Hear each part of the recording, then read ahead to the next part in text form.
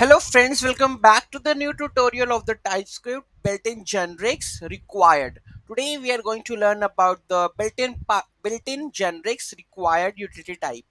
So those who haven't subscribed my channel, please to subscribe my channel, and if you like the video, please to like, share and comment on my video. So let's get started. The required T utility type in TypeScript is used to create a new type by making all the properties of an existing type required. Previous, it's optional. Now it's required. So here we have the interface. Okay. So here you can see that name and the age. So required person, and here these all the properties we have defined. Now you can see console.log required person. We have an interface person with two optional properties, name and the age. Two optional properties, name and the age. We use required person utility type to create a new type, required person, where all the properties of the person are required. We declare the variable required person of the required person. We initialize it, provides the values for both the name and the age because they are now required.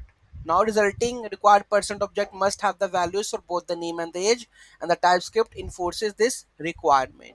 So if you are not going to add like this, so it will throw the error. Let's check it out. Okay. So let me open my code base.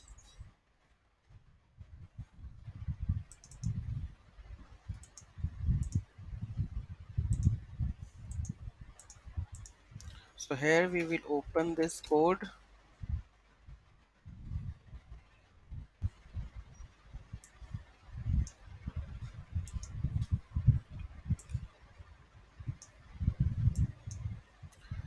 So let's comment this section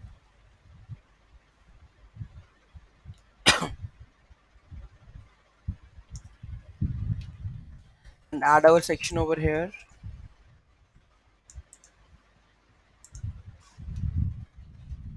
See, here we have the required. Okay, let's try to run this one.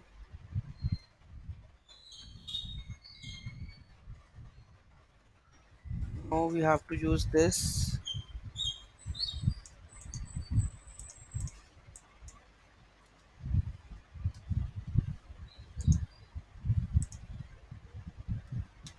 Okay, so you can see that name and alias age. So let's suppose if I'm not putting this one,